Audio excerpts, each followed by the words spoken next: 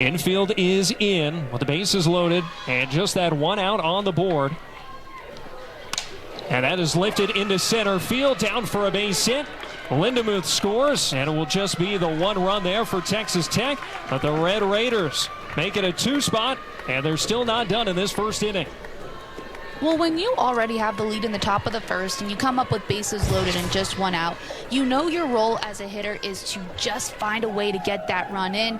Alana Johnson doesn't try to do too much with that pitch, just pokes it in a spot where there's no Arizona fielder. She's able to push a run across for her Red Raiders. That brings up Demi Elder.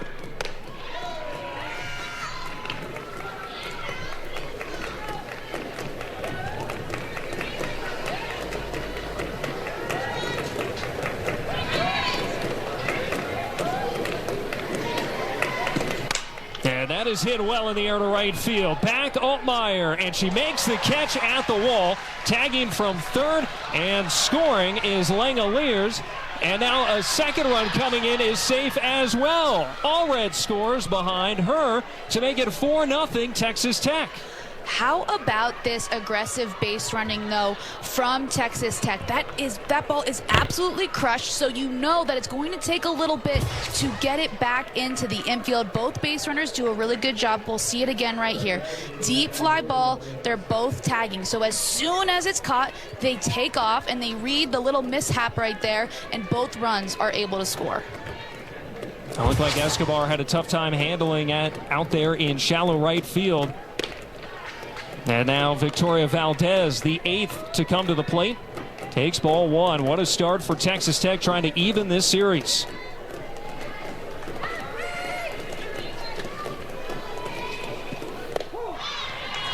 Well, you know, one thing that I found really interesting in our call with Coach Glasgow was he said sometimes when his offense is playing behind Nigeri Kennedy, they press a little bit more, trying to score runs for her. They want to do everything they can to help her out. He said, so in game twos, when she's maybe not getting the start, our offense loosens up a little bit, and we see some more hits and some more runs, and he seems to be spot on with that analysis, especially with the way the top of the first inning has gone. That's exactly what he was talking about, as it's now 2-2 to Valdez.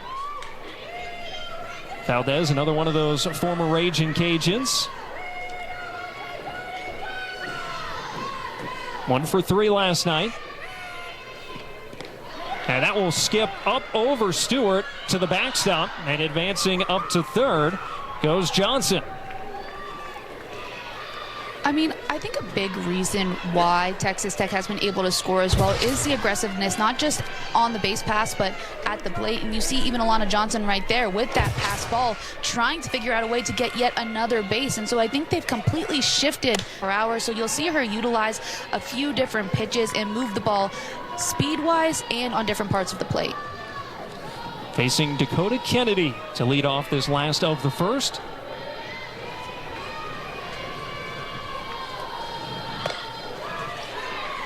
Two balls, no strikes. For all the accolades and the praise for Nigeri Kennedy, and of course, much deserved, Riaceto has been very good in her own right. She's only allowed 3 earned runs all of Big 12 play, as the bunt is put down by Kennedy, and she is aboard. We will certainly talk a lot about Chloe Riaceto, and we'll get back to that. But let's now talk about this offense that we touched on just a little bit. What makes Dakota Kennedy so good is she can do a little bit of everything. This bunt is perfectly placed. You see how she gets it off those last 2 inches of the bat? That's how you detonate in no woman's land. Nobody can field that bunt, and that's why she's one of the best leadoff hitters in the country. And Reagan Shockey looking to bunt as well, but takes ball one. And this is why I like the top of the Arizona lineup, Nick, is because they have multiple people who can get bunts down and move runners, but also put the ball in play in a variety of different ways. And there's a high chopper deep towards third, and Shockey is aboard. The small ball for Arizona. They've got the first 2 aboard, looking to answer back. This is why she's able to be safe over at first base, because of the way the defense is shifted, right? They have to play her like a slapper, because she has one. Shockey chops that perfectly in the 5-6 hole. Nobody's there. She's too fast. First and second, nobody out for Arizona. And that brings up Kaya Altmaier.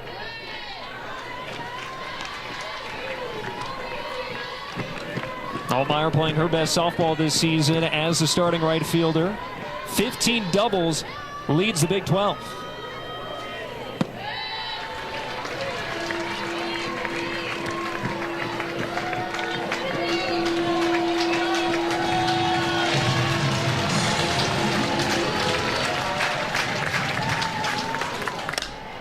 Chop towards first, and it's a foul ball.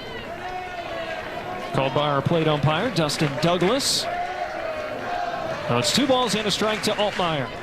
You know, this offense got off to such a hot start. I wasn't even able to make my point that I was going to say when the inning began, which is it's still very early. This offense is very good. They need to figure out how to a way to score 1 run an inning and work their way back bit by bit. They don't need to score all 4 runs back here in the bottom of the 4th, but it looks like the Wildcats are already a step ahead of me. They're already planning on ways to get runners on, push them across, and that's what makes them so good.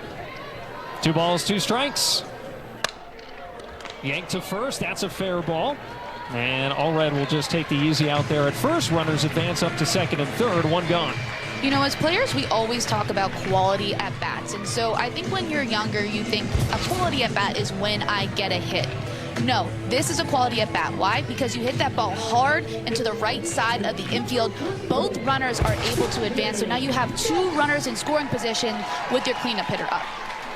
And here is Devin Netz, first pitch swinging in the air to right field. And Jennings is there, makes the catch, a heave home, is offline, sliding in is Kennedy. As that ball hopped up, tracked down by Riaceto to hold Shockey over there at third, but Arizona is on the board on the sac fly from Netz. But do you see the importance of the quality at bat by Altmaier, right? She moves those runners to second and third, so now that fly ball from Devin Netz is a sacrifice fly and a run for the Wildcats.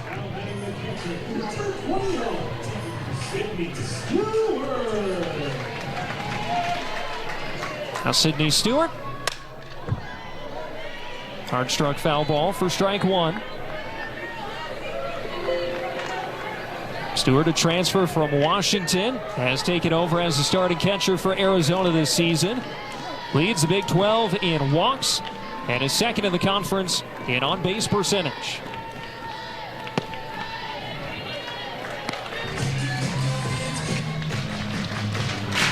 Stewart had an 8-game hitting streak snapped last night, going 0 for 3. As Riaceto looks for the final out. Just missed the outside corner, 2-1.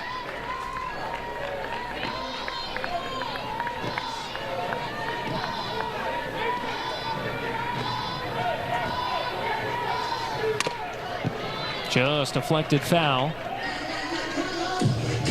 There's that movement, though, I was talking about with Riaceto. She's crafty. She throws that pitch on the outside part of the plate, doesn't get it called. Then she brings that curveball a little bit more in on the hands of Stewart and gets that foul ball. 2-2 pitch. Popped up down the right field line, potentially playable, and it's Johnson coming in to make the catch. So many different records being broken day after day, game after game, and so they're trying to add another record-breaking victory here today. And there's strike 1 to the slapper, Logan Holloman, the DP.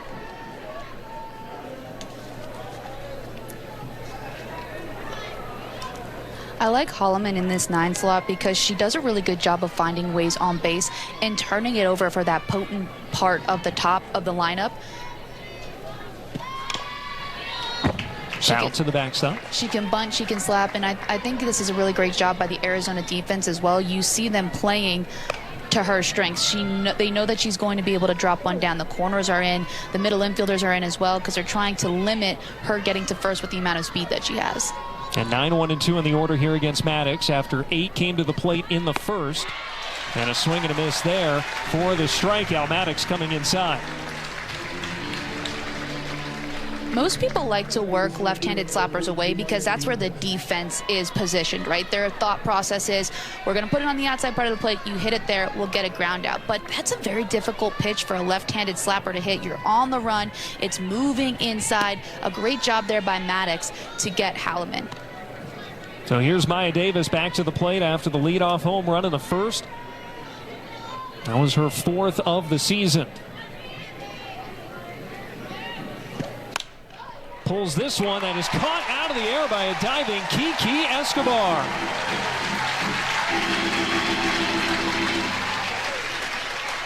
In a first inning that was dominated by a lot of offense, how about some defense in this game as well? Kiki Escobar takes a great angle on this ball and doesn't stick her glove out until the last second, dives and comes up with it.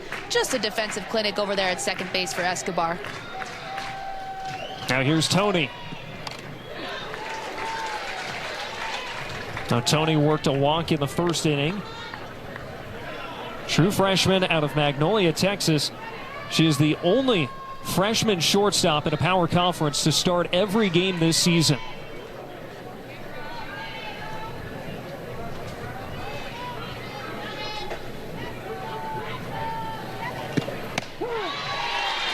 Oh, 2.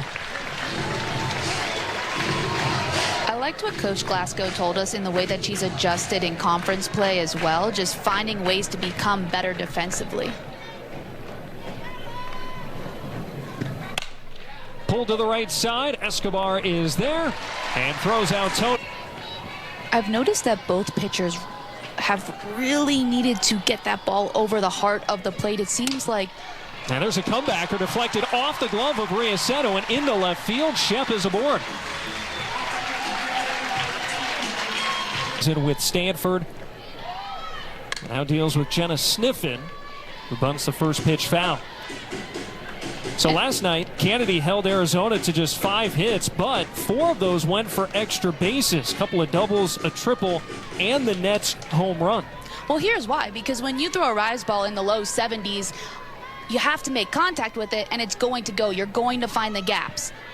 And so it's a double-edged sword. It's a very difficult pitch to hit. That ball jumps so much when she throws it. It's so fast. But if it gets a little flat, or if you're a really good hitter and you stay on top of it, it's going to go. So it's a high-risk, high-reward pitch. 1-1 to Sniffen. Gets the bunt down. It's fielded by Lindemuth, who gets the out at first. But the job done there for Jenna Sniffen as Shep advances into scoring position. I want to give credit to Sniffen and Lindemuth as well here, but look at the way that she is so aggressive on that corner and then throws on the run. She knows she has to get rid of it quickly. Man, that is beautiful. Well, Jerry Glasgow has said that she's as good a third baseman fielding a bunt as he has ever seen, and she's just a freshman. Taylor Beal fouls off the first pitch. Strike 1. To be good on the corner, especially third base at the college level, you have to be aggressive, right? And watch the way that she just gets in hitters' faces. She dares them. Go ahead, bunt at me. I'm going to be standing right here. The other way down the left field line, foul. And I did not have that bravery as a player. There's a reason I wanted to be in the outfield, because you are as far away as you possibly can get from these strong women who hit the ball very hard and very fast. Lindemuth, she's not as scared as I was as a player. She's very aggressive, and that's why she is very good at what she does. 0-2. Off the outside. You got to deal with walls and stuff, though, if you're on a dead sprint. Look, I'm okay as long as it's padded. There were some fences that were definitely questionable that I was a little bit scared of, but this one's nice and padded. It doesn't feel great, though, if you're going full speed into it. 2-2. Couple of pitches off the outside there from Kennedy. Runner in scoring position, 1 out. And last night, Arizona 0 for 7 with runners in scoring position.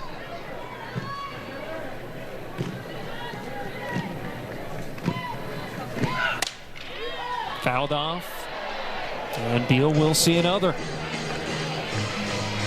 I like the approach, though, from Arizona, because you go down 4 runs in that first inning, but they're doing exactly what I said, working to try to score 1 an inning. You get a base runner on, bunt her over. Now you have a runner in scoring position. Now you just have to find a way to put the ball in play. And Beal content to foul another off. Which, putting the ball in play against Nigeri Kennedy is something that's a little bit difficult with her high strikeout rate. But Beal doing a good job of fighting off these rise balls, trying to get Kennedy to put something over the plate that she can drive. 7 strikeouts last night for Kennedy, put her over 200 for the 3rd consecutive season. Another 2-2. And a hitter.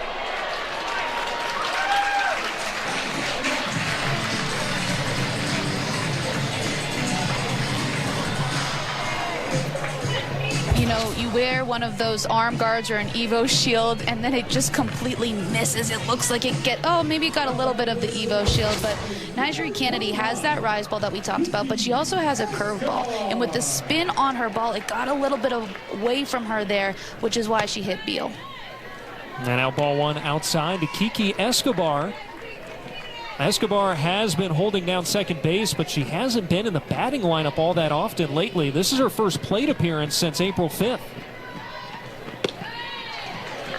And ahead, 2 balls and no strikes. Escobar just 17 at-bats all season, 5 hits so far on the year. Well, Caitlin Lowe said that one thing about this team is you need to always be ready because you never know when your number will be called, whether that be getting a start or a pinch hit, or in this case for Escobar, batting after not doing it for a while. 2 balls and a strike. Escobar, a transfer from Oregon State.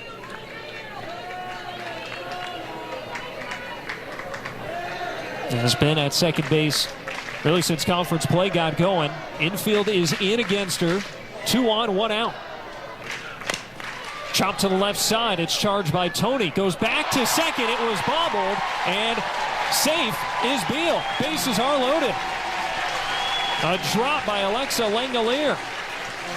This is so tough because as this play was transpiring, I was about to give Tony so much credit for having the awareness to get the runner at second. This is a very difficult play. This ball is chopped, but she knows the speed of Escobar and is unsure if she's going to get her at first.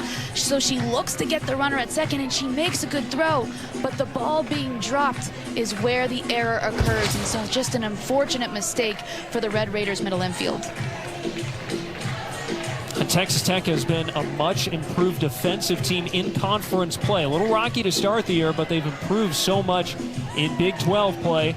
But potentially a costly error there as they flip the lineup card over, and it's Dakota Kennedy now at the plate. 3 on, 1 out, and a 3-run deficit.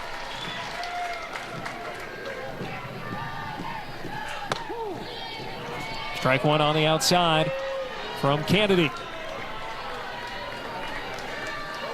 With just 1 out, you want to be aggressive here in these counts. You don't want to get behind to Kennedy because then she could use that rise ball or that off speed that she has as well to keep you off balance. This 1-1 count is perfect for Dakota Kennedy to find a pitch that she can drive, and you're looking gap to gap here to try to bring home multiple base runners.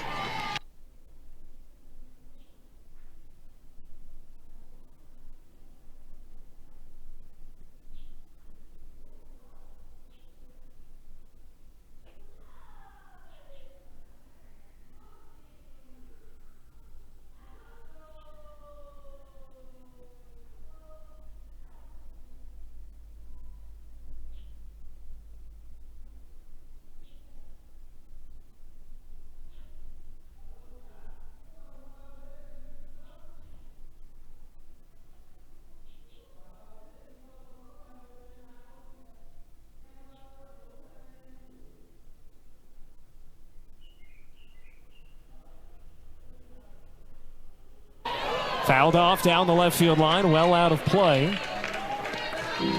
And we will get a 7th pitch of this at-bat. 2 great competitors. Who wins this one? A foul ball from Kennedy. Kennedy throwing her best stuff. This is why softball is so exciting. And she struck her out. A huge second out here in the second inning. Bases remain loaded for Arizona. Just saw the reaction there from Nigeri Kennedy. Nigeri Kennedy knows what her best stuff is, and that is that late break on that rise ball. And like I said, Kennedy struggled with it yesterday. She went back to that pitch on the outside corner and gets a big out for Texas Tech. And Texas Tech will call for time here as Reagan Shockey will be the batter. Tara Archibald, the daughter of Jerry Glasgow, also the pitching coach for Texas Tech there in the circle. Shockey, a slap single in the first inning. This is the awareness that you need, though, as the infield, especially with Shocky's speed at the plate. Get the closest out. So if you're going to dive, flip it to the closest base. Get the easiest play that you can make. It may be at first if you're coming across the diamond on the left side of the infield, but with Shocky's speed, you have to have that in the back of your mind to figure out how you can get yourself out of this inning. Upstairs for ball one. So Shockey with that single in the first, up to 63 hits on the season. That leads the Big 12 and is top 15 in the nation. And right through it, 1-1. There's a lot of open space right now. You see left field and center field split a little bit because they're playing that speed and the way that she hits the ball a lot to the left side. You also have the infield pulled a little bit in, so a lot of open space out there for Shockey. 1-2.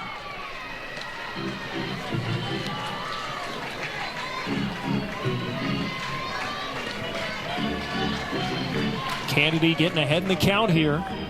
She had 2 swings and misses on rise balls. I'd be interested to see if she throws it again, but this one a little bit more out of the zone. Fouled off by Shockey, extending off the plate there.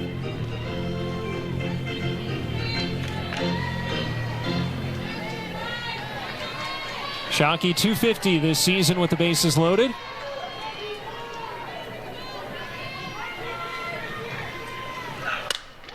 Hard struck right at Tony, and the throw to first in time. I'd love to see it. Devin Netz as well for Arizona. Yep. A lot of two-way on the softball diamond here in Tucson. Strike one on the first pitch of the inning from Ryan Maddox into Bailey Lindemuth. 3, 4, and 5 in the order here for Texas Tech. And a 4-1 lead in their sales. That is driven into the gap, left center field, and off the wall. And it played on a carom so well by Shockey, and it's a long, loud single for Lindemuth. This is such a little thing that I don't think a lot of people would notice, but this was read so well by Reagan Shockey. Great piece of hitting, first of all, by Lindemuth, but watch the way Reagan Shockey sees that she's not going to have a chance at this ball, so reads it off the wall to get it in quickly to hold Lindemuth to a single. Now here's Langoliers.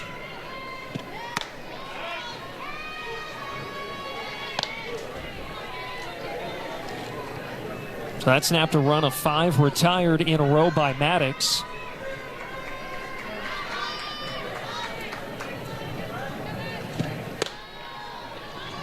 Two balls and no strikes.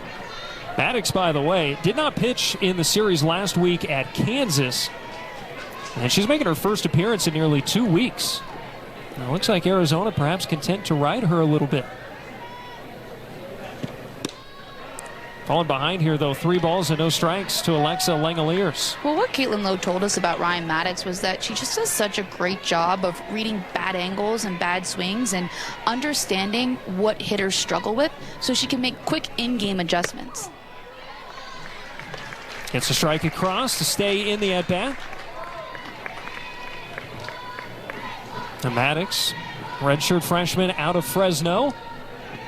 The Gatorade Player of the Year in the state of California back in 2023. And gets the inside to run the count full.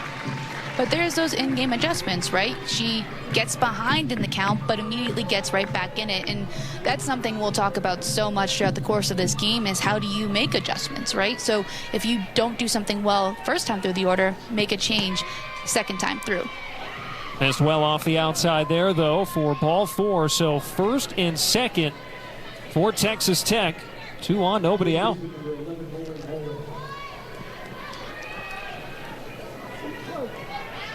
So first walk for Maddox. Already the 3rd by an Arizona pitcher. And they don't generally walk many batters. Lauren Allred swinging away on the ground right at Beal. Goes to second for 1. Escobar's turn to first, not in time. Allred able to stay out of the double play, but they get that first out of the inning at second. On the corners now with 1 out.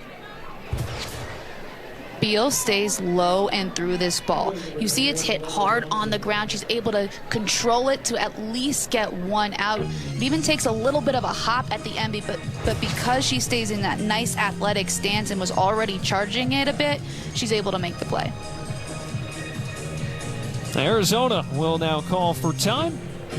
And Christian Conrad, the pitching coach, is out into the circle and bringing the infield in with them as well. And he's really the guy that when he came in prior to last season that revamped the pitching philosophy of this program. And as offenses have improved, Caitlin Lowe said they need to adjust. And so they've got 8 pitchers on their roster, and they will pitch 4 to 5 of them, maybe even more in a given weekend. Well, it's so interesting because we've seen the game become so offensive, right? The bats and balls are livelier. They moved the pitching mound back. Now, this is years ago, but still, they moved it back 3 feet.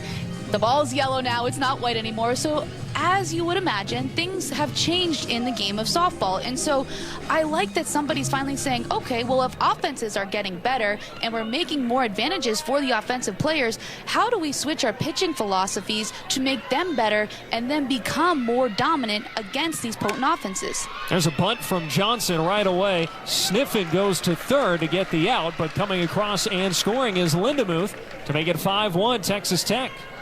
That was a squeeze, and it was so perfectly executed by Texas Tech. Lindemuth did what she had to do and took off right away. You see the square. No matter where that ball is, you have to get it down to not leave your teammate out to dry.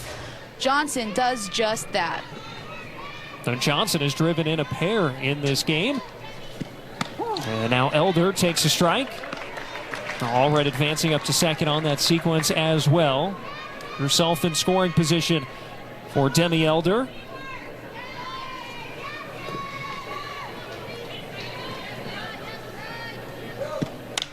And that is pulled well down the right field line. A fair ball. Coming around third is Allred. She is in. And safely into second with an RBI double. Demi Elder, and Texas Tech has opened up a 6-1 lead. I really like how Texas Tech isn't just sitting on those 4 runs that they scored in the first inning. Okay, they didn't get anything in the second, but we see a squeeze play, and now we see a nice, perfectly placed single to score yet another Red Raiders run. I just think that there's a lot of teams that they have a big inning, and that's all they score the entirety of the game. Coach Glasgow said, look, we're going to be aggressive. We saw it play out right there. And when you are aggressive, you're able to do more things, right? You have that lead. You can squeeze. You can try to move runners in different ways. And so Texas Tech really making adjustments from game 1 into game 2. Victoria Valdez takes strike 1. I feel like we breezed over that squeeze, too. That is the scariest thing if you are the runner at third, because if your teammate doesn't help you out, you're in a sticky situation. Stewart gobbles up that pitch. 1-1 to Valdez.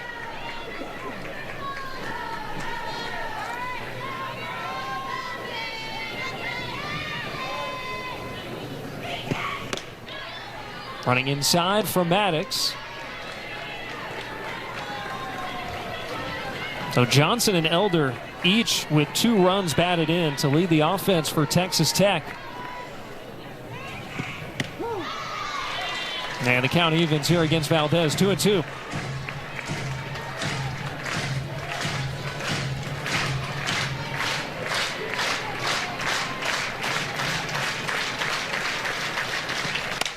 Lifted in the air to right center field. It's who might be smaller in the big moments, and he already knows so many of them and what they can do.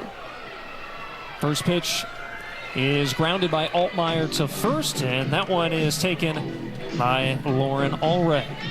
So she takes it to the bag there for out number 1.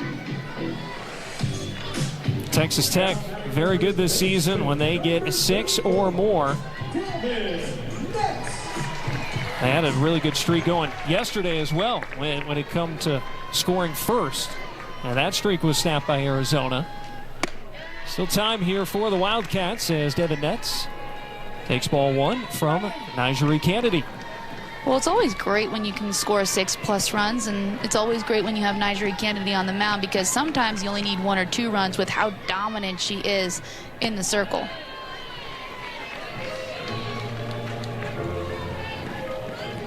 The thing yesterday, though, was Arizona handled her really well. They obviously came out with the victory, but also, even though they only scored 2 runs, those at-bats that they were having, Nick, were very good. They were sitting on her fast stuff and trying to find ways to drive it. They were making good contact, and that's a big reason why they were able to win. Even though they only scored 2 runs, the at-bats were phenomenal. And Devin Netz supplied both those runs with that 2-run blast in the first inning. And then she had 5 shutout innings in the circle for the win there as well to get to 17-4 on the season. So you've got two-way against two-way right now. And you see Nyjah Kennedy going with that changeup that's about 10 to 12 miles an hour slower than her rise ball. 3-1. Belted in the air to center field. Holding up, though, for Davis. And she makes the catch right in front of the wall. Netz just missed it. And that's why Kennedy was throwing that changeup to Netz, because Netz hits Kennedy's hard stuff so well. We saw it with the home run yesterday. I mean, in the game of softball, that's an out, unfortunately, even though you hit that so perfectly. But again, Netz does such a great job of making contact against Kennedy. Look, she knows she just missed that one. Up and into Sydney Stewart. So Kennedy has retired 5 straight since she hit Taylor Beal on the arm last inning. Looks to have settled in. And there's a half swing, sending it in the air to right field, and Johnson is there. Maddox continues in the circle, facing Logan Holloman. 9-1-2 in the order here for the Red Raiders.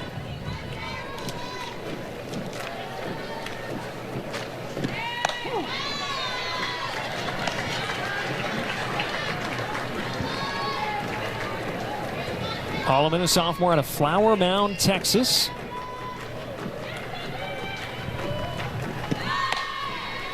Pulls back the bunt and gets the count to 2-1. Holloman, one of the few returners for Texas Tech from last season. Big 12 all-freshman team pick a year ago. And that is struck well into right field. A leadoff single for Logan Holloman. She worked the count really well in this at-bat. You saw that Maddox was working her on the outside part of the plate, and she wasn't fishing for it, right? Maddox then comes up and in, and she decides, I'm going to swing away, pulls that pitch to right field. Great at-bat by Holloman. And now the table is set for the top of the lineup, and Maya Davis.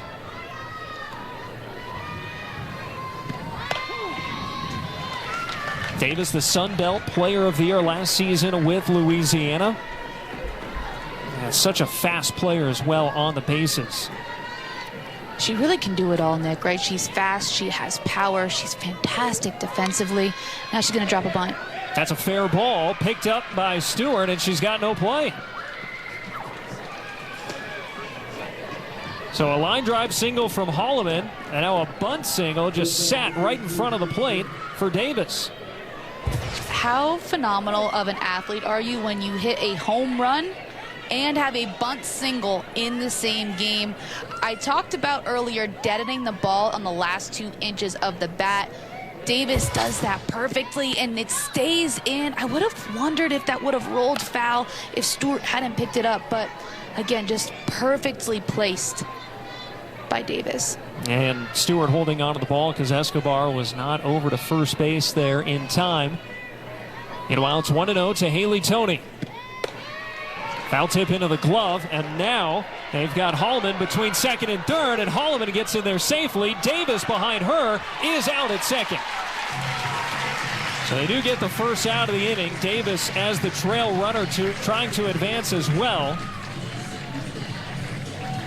But Holloman able to get out of that pickle.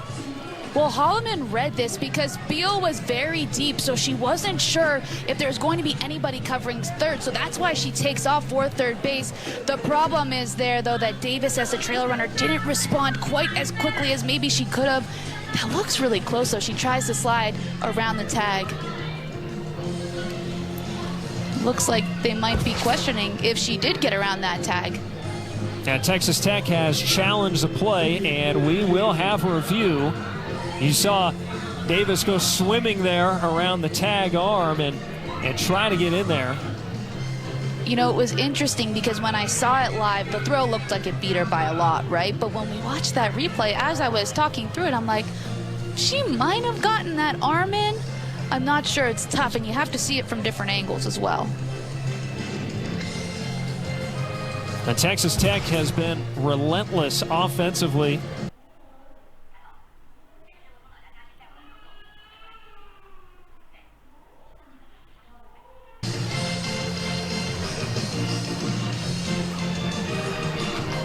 And it looks like she's out.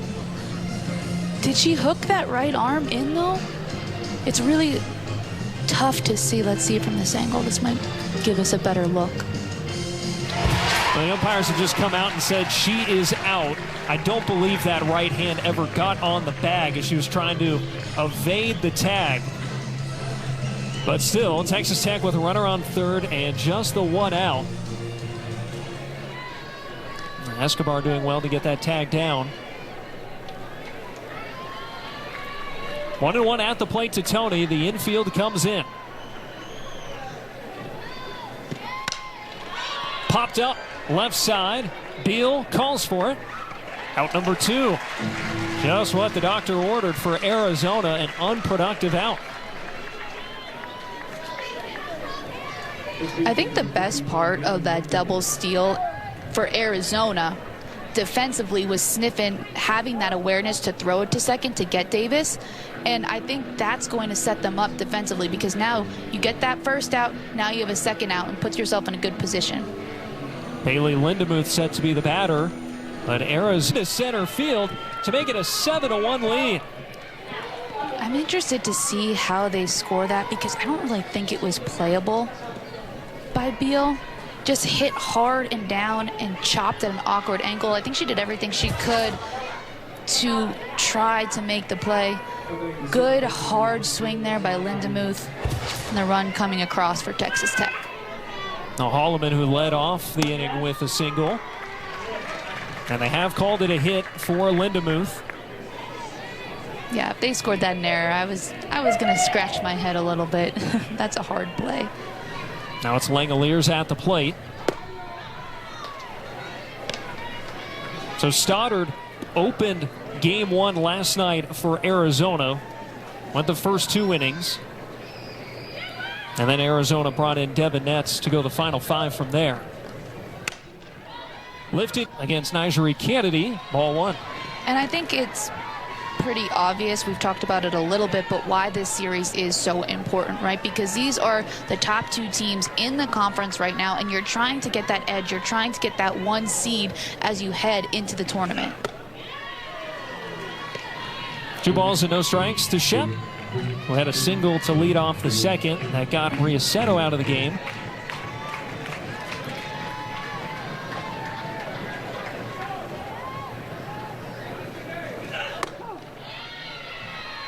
And even bigger picture nationally for the NCAA tournament, Texas Tech needs a strong weekend here to try and push them into regional hosting position. Most projections have them on the outside looking in for a top 16 seed as we get to 2-2. Meanwhile, for Arizona, they're anywhere in the 11, 12, 13 range. They are in that position. They're trying to push for a top 8. And that becomes so important because you want to be able to host, because that sets you up not only for regional play, but for supers as well. And before we talk about that, we have to talk about the off-speed pitch back-to-back there from Nigeri Kennedy, because the rise ball, the rise ball, the rise ball, that's why she's so good, right? Well, how about when she takes off 12 to 15 miles per hour and it just falls off the table? It makes it so difficult for hitters to time her up, and that's why she has all the accolades that she does, Nick. That's her second strikeout of the evening. Let me tell you how hard that is, too, because when you practice all week for somebody who's throwing in the low 70s with a lot of jump and rise and spin on their ball, that's what you're focused on, right? And then she just pulls the pin, and you're like, well, I tried my best. I am 10 years in front of this pitch. I'm just going to walk myself back to the dugout at this point. Timing is everything, not just in softball, but in life. Truly is. The 2 balls, no strikes here to Sniffen, who pops it up on the right side. Langoliers is there, 2 outs. That's now 8 retired in a row by Kennedy. And you know, it's interesting because I was here yesterday and I was watching her throw, and again, She only gave up 2 runs. It was a great piece of hitting by Nets on that 2-run homer. But overall, Arizona had her number a little bit. They were having, like I said earlier, some great at-bats, making some hard contact. And Kennedy just looked a little bit off, which, again, off for Nigeri Kennedy is most people's best day. But she's looking like the Nigeri Kennedy that we all know tonight. She's spinning the ball well. She's throwing that rise ball when she needs to. But she's having success today against Arizona because she is utilizing that changeup just a little bit more to keep them off balance.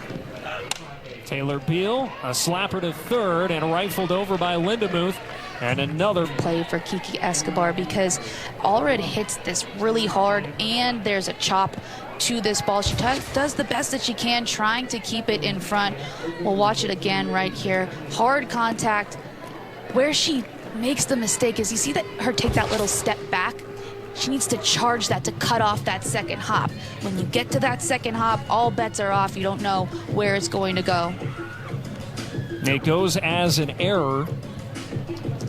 And this is the spot that Alana Johnson has been hitting, but now Reagan Jennings, who was originally named the starter in right field, she is now inserted back into the lineup and will hit for the first time tonight.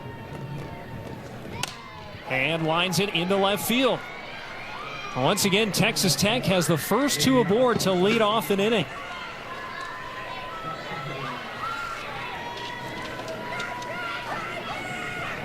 Reagan Jennings does a really good job of keeping her hands high and going with this pitch. The one thing that I love about her is that she just takes advantage of every opportunity that she gets. Just 61 at-bats coming into today, but she's hitting .393, so she's making the most of those at-bats, and because she can go with an outside pitch like that is a big reason why. Ball 1 there to Demi Elder. So this is now 4 times in 5 innings that Texas Tech has gotten their first 2 batters on base. Just relentless offensive pressure. And now that gets on the back of the helmet of Elder. Getting away from Miranda Stoddard. Base is loaded, nobody out here on the top of the 5th. I need to see exactly where this gets Elder. It looked like the back of the helmet when I originally saw it live. Shoulder. Better than the helmet. You don't really want to get hit in the head, but definitely not a comfortable spot to get hit. Stoddard just loses this ball. The spin on it gets away from her, trails up and in. And I mean, Elder gets first base, but that was a hard-earned way to get down those 60 feet. And Arizona needs to call for time here. As this game is now at risk of potentially being a mercy rule opportunity for Texas Tech.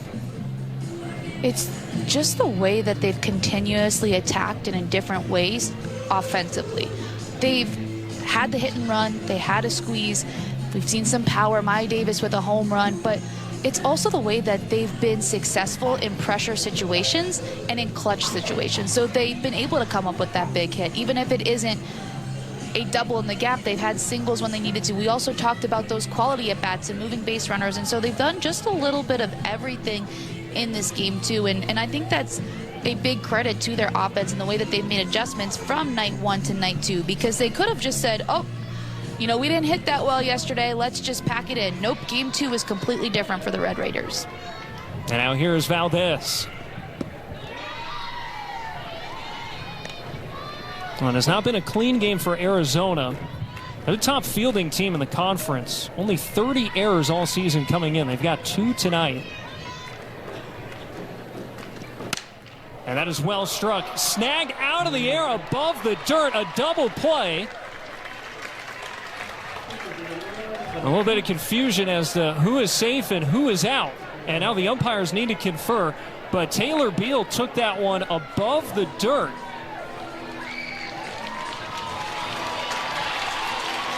It looks like they're holding the defense on the field as they determine what actually happened on that play. It looks like Jerry Glasgow is saying that the ball hit the dirt before she fielded it, and I wish I could read lips. Every time something like this happens in a game, Nick, I wish I could understand what the umpires were saying.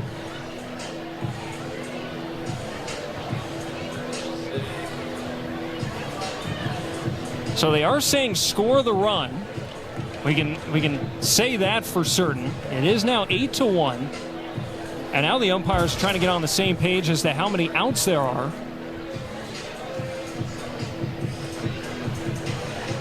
It did hit the ground based on that replay. So that would then force out Elder. And they tug the base runner at second and also tug second base. So is that 2 outs there? Is I think what they're trying to figure out. So that lead runner in Jennings there at second, she was never tagged though. She came off the base, but she was never tagged. So you're going to have first and second with just 1 out. Yeah, it's just going to be, so score all red, coming down the line from third. Ball did hit the ground, we can say that. Elder is forced out, running from second, running from first to second, and Valdez will reach on a fielder's choice.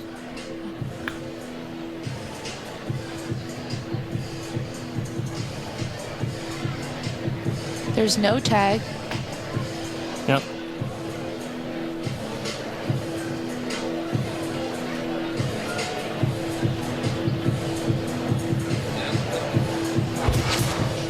It looks like they're still having a conversation here. Yeah, Caitlin Lowe is talking with plate umpire Dustin Douglas. That ball did short hop Right. into the mid. And yeah, Elder forced out, running from first to second. Yeah. Jennings got back there. There was no double up opportunity because it was in fact a ground ball. And then Jennings came off of second, and at that moment, if Escobar does tag her, that would be a second out, but she didn't do that. She threw the ball to third. Nobody was over there. Right. And then that's when the play just halted. So it's going to be just 1 out there. All red scores. Valdez is aboard on a fielder's choice.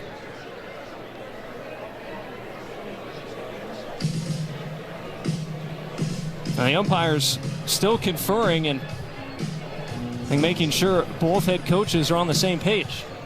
I think that's what everybody's trying to figure out, is who is on what page and how they get everybody on the same page. And we might be getting some clarification right now, because it looks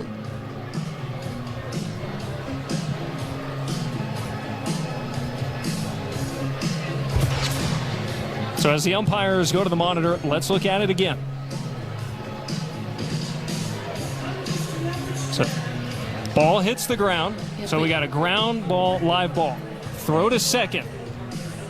That's a force out. I think it's a double play, because they do tag this runner, and that runner needs to run to third base.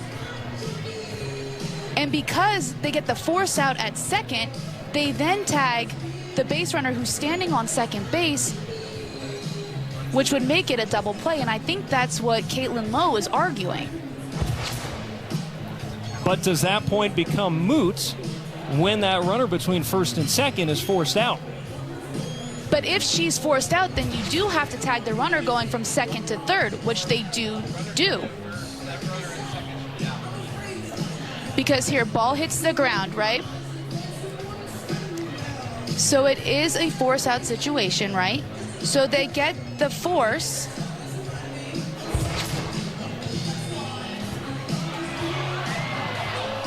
Yeah. Now, if she tagged Jennings first and then stepped second, she would have gotten a double play, because Jennings has to advance to third. But Jennings doesn't have to. The second she steps on second base. The second she forced out Elder, Jennings was fine to be on second. You're correct in saying that. So we're still what you back see to on where, the score bug there is correct. First and second, 1 out. All red comes home to score. And one of the wackier plays you will see, but we have gotten to the bottom of it. But that was very close to maybe being a triple play if that ball stays above the dirt. Instead, it's just a force out at second at the end of it all. And now here is Hallman putting down a bunt, rifled on over by Sniffen. That is out number 2. And advancing over to third goes Johnson. Behind her, Valdez up to second. You know, I think that I came to 3 different conclusions in the matter of 2 minutes. In that moment, the amount of times I watched that replay. And the crazy part is I've been around the game of softball for so many years in so many different capacities. I don't think I've ever seen anything like that happen before. First pitch swinging, ground ball by Davis, bobbled by Escobar. Another run scores. And getting back to the bag at third, Valdez just has her hand on the corner. So what will likely be another error as Davis, first pitch swinging, grounded it to second. Jennings comes home to score, and now it's an 8-run lead for Texas Tech.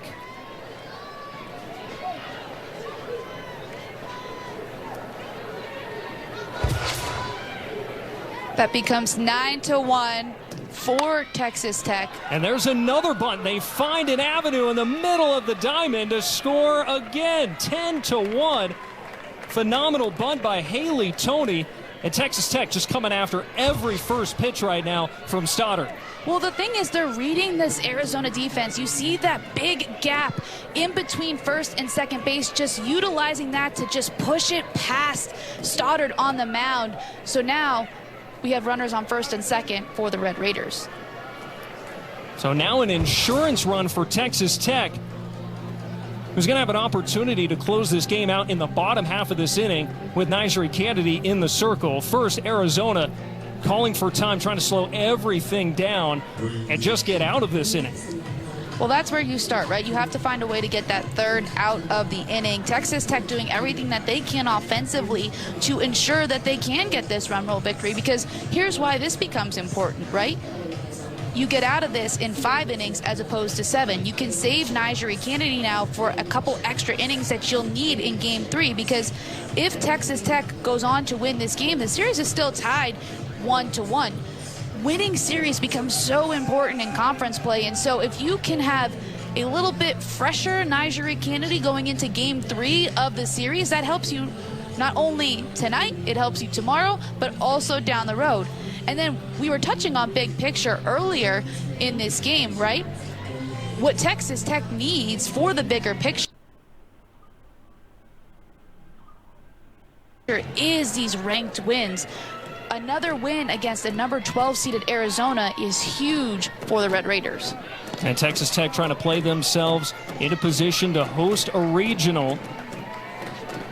And so a win tonight and a series win would go a long way in doing so.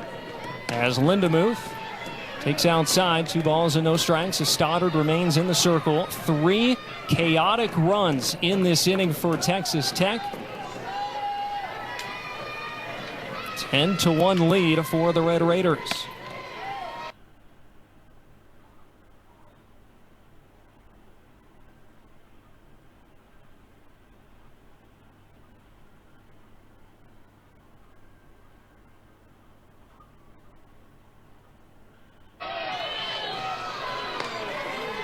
But that's what Texas Tech wants to create, right? Is that chaos. You see the way that they steal bases. You see the way that Jerry Glasgow isn't afraid to put on a squeeze or bunt the ball. And I think that's why they're able to score runs in a variety of different ways. And I think it really speaks to a game plan and going back to the drawing board, because in night 1 and Game 1, you only score 1 run. You have to do something different in night 2.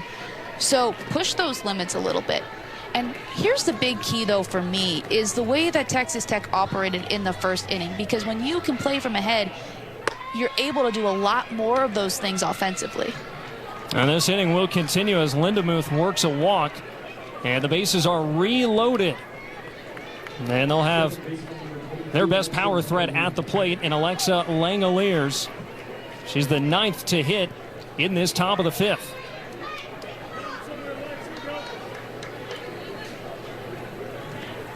Right at these Arizona hitters, because you have even an insurance run to play with to get that run roll victory. Kiki Escobar leading off the inning and fouls off the first pitch. It was a tough top half of the 5th for Escobar. A couple of errors, now 3 of them tonight for Arizona. And now they need a couple of runs to continue this game into a 6th.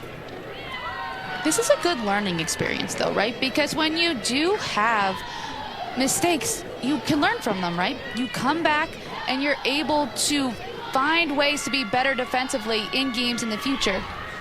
First time all year Arizona has allowed 10 runs. But that speaks to their pitching staff and their defense, right? Okay, so they had the errors tonight. You realize that that's not very characteristic of your team. And so it's figuring out, okay, how do you move past this? How do you move on from it? It's also a good check as you get closer to postseason, like, okay, how do we relock back in if something like this happens again? Grounded to the right side, fielded by Allred, race to the bag, got her in time. Now Escobar is retired to begin the last of the fifth. And in the midst of all the offense for Texas Tech, Kennedy is dealing along with her defense. Now 9 retired in a row. How about this hustle play from Allred? It was already difficult for her to range to her backhand side, and then she knows the speed of Escobar down first base, just full on dives to make that play. Strike one to Dakota Kennedy as Arizona gets the top of the lineup here. And it goes hand in hand, right? You know, you have a great pitcher in the circle in Kennedy, so it makes you want to play better behind her defensively and come up with those plays.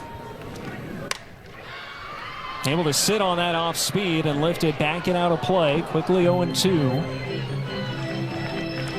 If I'm Kennedy, though, now I want to go to that rise ball because Kennedy is timed up with that slower pitch. So now if you bring that little bit extra speed, especially on the outside part of the plate, because she's had success against Kennedy there these last 2 nights, it's going to make it really difficult for Kennedy to time that up. Still 0-2. And Kennedy hangs in there. A heck of a response from night 1 to night 2 for Texas Tech. Not what many of the more than 2,900 in here at Hillenbrand Stadium were expecting. A sellout tonight here in Tucson, but it's the visitors who've been all over the Wildcats. And Kennedy doing well here to fight with the home team down to their final 2 outs. It's a really good at bat by Kennedy. She's been beat on that pitch before. Now she keeps fouling it off, trying to get Kennedy to bring it a bit more over the plate.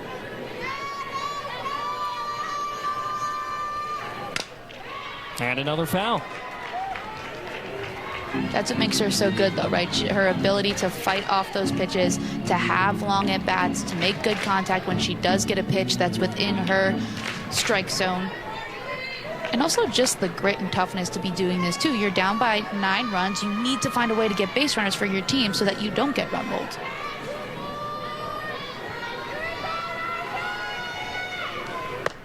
Struck her out. 10 straight retired by Kennedy. And she and the Red Raiders now 1 out away. There's that pitch on the outside part of the plate. It's just a little bit out of Kennedy's reach. She's been throwing it there all game. Kennedy doing a good job to fight it off, but Kennedy moving it just a little bit more, adding a bit more spin to get the strikeout. Chopped and over a leaping Tony into left field. And Reagan Shockey is aboard. And that run rule avoiding run will now come to the plate. And Kaya Altmaier. Speed really kills in this game. Shockey's so fast, so that left side of the infield has to be pulled in. But then when she chops it hard to the ground, that's an unplayable ball by Tony at short. And Devin Netz waiting on deck if Altmaier can reach.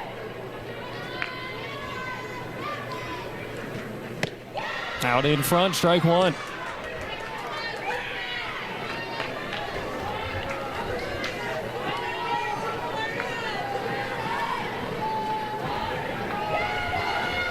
Couple of bounce outs to first base tonight for Altmaier. A ball and a strike. That changeup looks so good for Kennedy tonight, the way that she's been able to throw it for a strike and just get hitters to chase it as well when she keeps it low and at the knees. 1-2. She came in, she looked still a little bit off, but then she settled in, retired 10 straight. Kennedy showing why she is so good. She has not allowed a hit since she came into the game.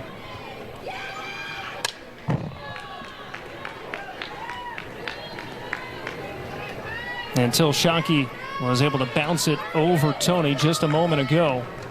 Only the second base runner that Kennedy has allowed.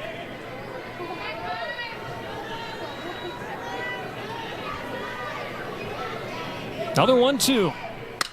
And that's grounded sharply up the middle. Tony is there, steps on second. And that'll do it. Texas Tech